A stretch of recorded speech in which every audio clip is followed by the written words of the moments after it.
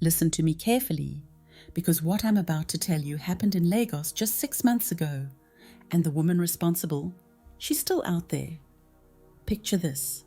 A man walks into a nightclub, successful, confident, wearing a gold ring worth more than most people's cars. By sunrise, he's a hollow shell, broke, and that ring, gone. The woman who took it didn't steal it. She earned it through a single kiss that cost him everything he ever was, everything he'd ever become. They call her Chimamanda, Mandy for short. And before you click away thinking this is just another urban legend, hit that subscribe button, because by the end of the story, you'll understand why half of Lagos whispers her name in fear, and the other half doesn't believe she exists at all. Now, I need you to forget everything you think you know about love, about power, about the price we pay for our deepest desires. Because in Lagos, where the ancient meets the modern, where spirits walk among skyscrapers, one woman discovered that destiny itself could be stolen. One kiss at a time. Let me take you back to where this all began.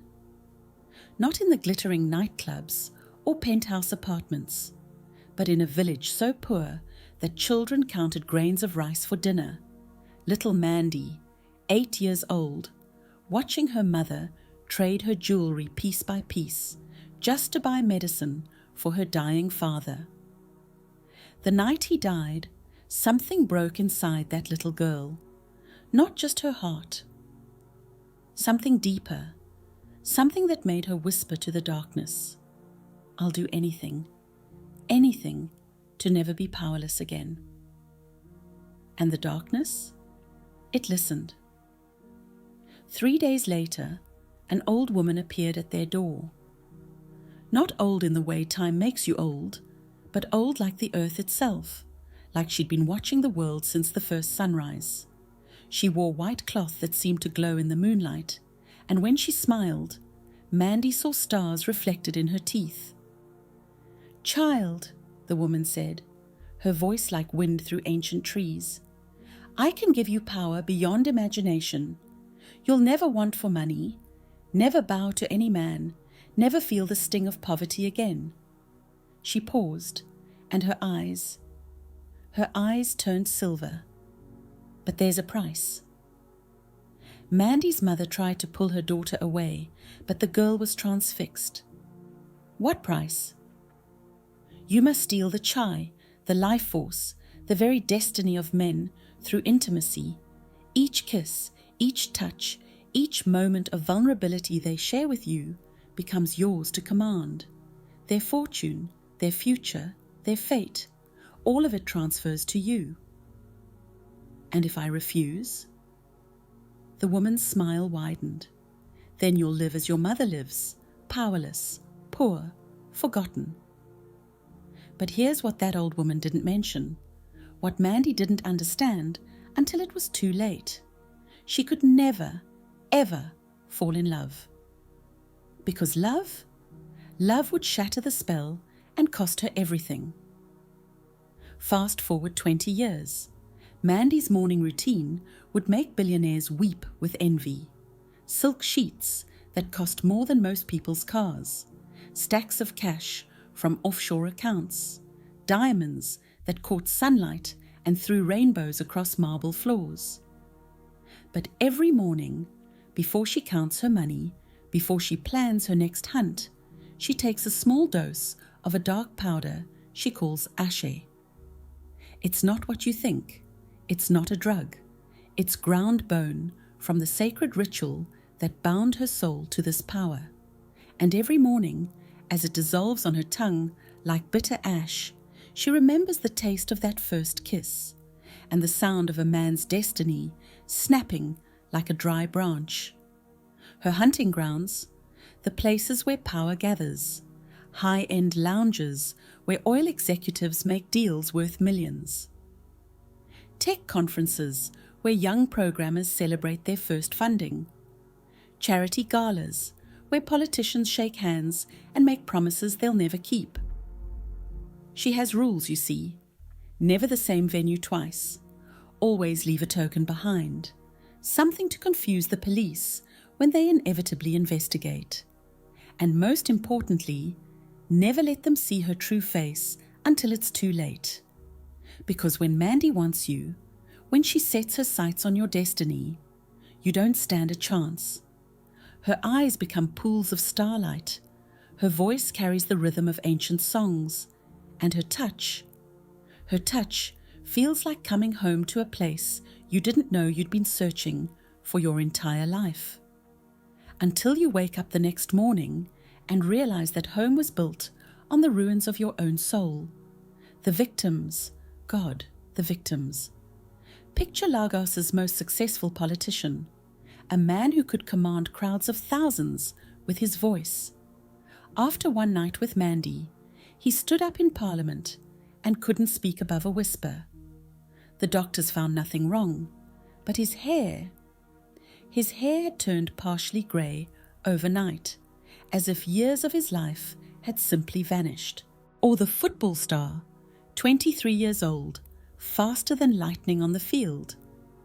One kiss from Mandy, and his legs gave out during the most important match of his career. Not injured, not sick, just empty, like someone had drained the very essence of his athletic gift. The crypto genius who built an empire on digital currency woke up to find every account he'd ever created had mysteriously transferred ownership. Not hacked, not stolen, legally transferred, as if he'd signed the papers himself while sleepwalking. Each victim bore the same mark, that grey streak in their hair, like time itself had skipped forward, leaving them aged and hollow. The doctors couldn't explain it. The police had no evidence. But in the shadows of Lagos, people began to whisper about the Night Queen, the woman who kissed men's souls right out of their bodies. That's when Pastor Kenechukwu entered the story. Keen was different from Mandy's usual targets. 28 years old, soft-spoken, wore simple clothes that spoke of humility rather than poverty. He'd come to Lagos not to build wealth, but to share it. His plan? A free coding boot camp for street children, kids who reminded him of the little boy he'd once been. But Kine carried something Mandy had never encountered before. His grandmother's Ogbonikwe bracelet, blessed with prayers from 7 generations of prayer warriors. His grandmother, may she rest in peace, had raised him on stories of spiritual warfare, had taught him to recognize evil even when it wore the face of an angel. And before she died, she'd whispered a prophecy that made his blood run cold. In the city of glass and dreams, you'll meet a silk serpent with honey words. She'll want what flows in your veins, the light your ancestors placed there. But remember, my child, darkness cannot comprehend light. The night they first met, at a charity ball for children's education, Mandy approached him like she had dozens of others, confident, magnetic, irresistible. She maneuvered the conversation, orchestrated the moment, and when he accidentally bumped her champagne glass, their hands touched. And for the first time in 20 years, Mandy's power failed. Not just failed, it recoiled, like touching a live wire, like grasping fire itself. The pain shot through her arm, her chest, her very soul, and for one terrifying moment, she couldn't breathe. Keen felt it too. The bracelet on his wrist grew warm, then hot, then burning.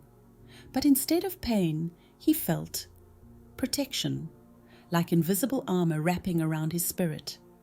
That night, Mandy couldn't sleep. She stared at her reflection in the mirror, and for the first time in 2 decades, she saw not the powerful Night Queen, but a frightened little girl who'd made a deal with darkness and forgotten the price of light. But giving up wasn't in her nature. If seduction wouldn't work, she'd use everything else in her arsenal. She became the anonymous benefactor of his coding boot camp, the mysterious investor who funded his dreams. She orchestrated meetings, created opportunities, slowly weaving herself into his world. Each attempt to get close to him met with the same result, that burning recoil, that sense of touching something pure and untouchable. Her candles would blow out in his presence. Mirrors cracked when she tried to spy on him through reflective surfaces. Even her dreams were blocked, filled with blinding light that made her wake up screaming. The old woman, the priestess who'd given her this power, began appearing in her visions. No longer the benevolent grandmother figure, but something ancient and hungry, with eyes like black holes and teeth like shattered glass. "You're failing me, child," the apparition would whisper. "This man's destiny burns brighter than any you've encountered. Claim it, and you'll have power beyond imagination. Fail, and I'll take back everything I've given you." So Mandy made a choice that would damn them both. She decided to use the forbidden ritual, the twin flame incantation that could steal the destiny of even the most protected soul. But this spell came with a warning written in blood on ancient scrolls. To steal light, you must touch it with darkness, and darkness that touches light burns. The retreat she organized was perfect, a coastal resort, isolated, beautiful, where the sound of waves would mask whatever supernatural battle was about to unfold. She'd invited Keen under the pretense of a strategy session for the boot camp, and like the good man he was, he'd accepted. But from the moment they arrived, the very air seemed charged with electricity. Birds slammed into windows as if the building itself repelled them. The waves struck the shore in rhythm that sounded almost like a heartbeat, like the earth itself was holding its breath. Keen's bracelet pulsed constantly now, warm against his skin, and he found himself praying the psalms his grandmother had taught him, not out of fear, but out of recognition. He knew what Mandy was, even if he couldn't fully understand it, and more importantly, he knew what he was, a child of light, protected by generations of faith. The final confrontation came during what should have been a simple dinner. Candlelight, wine, the sound of waves in the distance. Mandy had never looked more beautiful, never seemed more vulnerable. When she leaned across the table, when her lips approached his, it felt like the most natural thing in the world. But the moment their lips touched, reality exploded. What happened next defies everything we think we know about the physical world. Inside the spirit realm, invisible to human eyes, but more real than the building around them, Mandy's shadow self reached out like a dark octopus, tentacles of pure hunger grasping for the golden thread that was Keen's destiny. But instead of empty air, instead of an unprotected soul, her darkness met something that made her scream in agony, a sword of pure light, wielded by generations of ancestors who died fighting evil in all its forms. The shockwave threw both of them back into the physical world. Plates crashed, lights exploded, and the very foundations of the resort groaned, as if the building itself was being torn apart by invisible hands. And that's when things got truly terrifying. Mandy's human facade fell away, like a discarded mask. Her hair swirled like living smoke. Her eyes glowed with foxfire. And from the shadows came creatures that nightmares are made of. The twisted spirits of her former victims, half man and half hyena, bound to her will by the destinies she'd stolen. But Keen stood in the center of the chaos like an island of calm. The bracelet on his wrist had erupted into rings of blue flame that formed a perfect circle around him, and from his lips came prayers in languages he'd never learned, words that carried the power of every faithful soul who'd ever stood against darkness. The battle raged until dawn, not just between two people, but between forces that had been at war since the first human chose between light and shadow. And when the sun finally rose over the destroyed resort, when the media arrived to report on the gas explosion that had leveled half the building, only one figure walked away unbroken. But this story doesn't end with victory or defeat. It ends with something far more powerful: choice. Mandy survived, but barely. The spiritual tether that connected her to the old woman, to the source of her power, had been severed but not broken. She could feel her stolen wealth beginning to crumble, her supernatural beauty starting to fade. But she also felt something she hadn't experienced in 20 years, the possibility of redemption. In her dreams, she saw herself as a child again, not the bitter, desperate girl who'd made a deal with darkness, but the innocent child she'd been before poverty and loss had broken her heart. And that child was crying, begging for forgiveness, pleading for a chance to undo the evil she'd become. The final confrontation came 3 days later, in the bustling marina market where Mandy had been born, where her mother had sold vegetables to buy medicine for her dying father. The circle was closing, bringing her back to where it all began. Keen found her there, sitting among the fish vendors and cloth sellers, looking like any other woman trying to make sense of her life. But he could see the war raging in her eyes, the battle between the monster she'd become and the human she still was. "Break the pact," he said simply, sitting beside her on a wooden crate that smelled of salt and hope. "Return what you stole. It's not too late."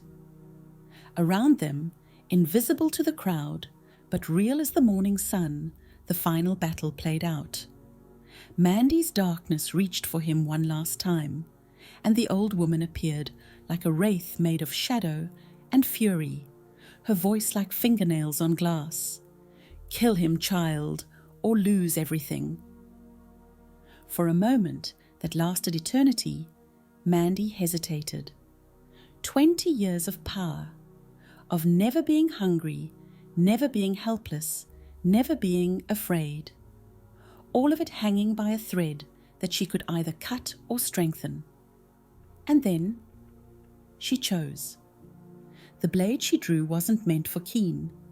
In one swift motion, she turned it on herself, cutting not her flesh, but the invisible cord that bound her soul to darkness. The scream that tore from her throat wasn't pain. It was 20 years of stolen life, rushing back to where it belonged. Golden threads of light streamed from her chest into the morning sky, raining down like shooting stars onto distant men across Lagos. The politician felt his voice return mid-sentence during a radio interview. The football star's legs regained their strength during morning practice. The crypto genius watched his accounts mysteriously restore themselves, his stolen destiny flowing back like a river returning to its source. The old woman's death shriek shattered windows across the market before she dissolved into nothing, taking with her the weight of ancient evil that had pressed down on Mandy's soul for 2 decades. And Mandy? She collapsed into Keen's arms, no longer a supernatural predator, no longer a vessel of stolen power, just a woman who'd finally remembered what it meant to be human. The aftermath reads like a redemption story, but life is never that simple. Mandy was arrested, charged with fraud and embezzlement, though the prosecutors could never quite explain how the evidence fit together. She donated her remaining assets to a scholarship fund for the children in Keene's program, and she served her sentence with a peace that puzzled everyone who met her. Keene's coding bootcamp flourished, growing from a small program to a movement that spread across West Africa. He kept Mandy's gold ring, not as a trophy, but as a reminder. Power without love rots the soul, but redemption is always possible for those brave enough to choose light over darkness. And late at night, when the moon is dark and the lagoon is still, fishermen sometimes report seeing a woman made of starlight walking on the water, guiding lost boats safely to shore. They say she doesn't speak, doesn't take offerings, doesn't ask for anything except the chance to save others from the rocks that once claimed her own soul. Whether you believe that part is up to you, but the ring is real. The victims who recovered their destinies are real. And somewhere in Lagos tonight, there's a woman learning to live with the weight of redemption instead of the burden of stolen power. The price of a kiss, it turns out, wasn't what Mandy thought she was paying. It was what she learned to give back. And that changes everything. If this story gripped you the way it gripped me when I first heard it, if you're thinking about power and choice and the prices we pay for our deepest desires, then do me a favor. Share the story. Subscribe to hear more like it. Because in a world full of easy answers and comfortable lies, sometimes we need to be reminded that redemption is real, that darkness can choose light, and that every single one of us has the power to rewrite our own ending. The choice is always ours. The question is, what price are you willing to pay? And what are you willing to give back?